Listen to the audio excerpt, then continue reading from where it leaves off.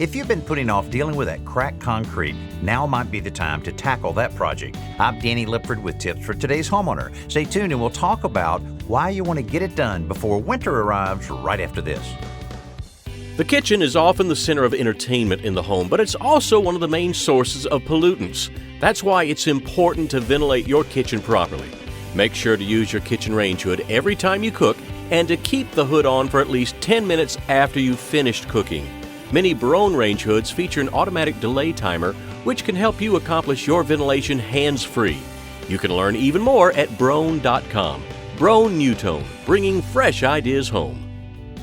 The problem with cracked concrete is that over time, those small cracks can turn into bigger problems. The water that fills them erodes the base beneath the slab, and when the temperatures drop, that water freezes and expands, making the crack worse. The immediate solution is to fill the crack with concrete repair caulk to stop the water. The long-term fix is to patch it with concrete resurfacer. In either case, you'll need to clean the slab and the cracks first. The concrete resurfacer is mixed with water, much like cement, but the resulting material is more fluid, so it flows into gaps and cracks to level them out. Once it dries, the same material can be spread thinly over the whole surface with a squeegee to disguise the repair. I'm Danny Lipford with tips for today's homeowner.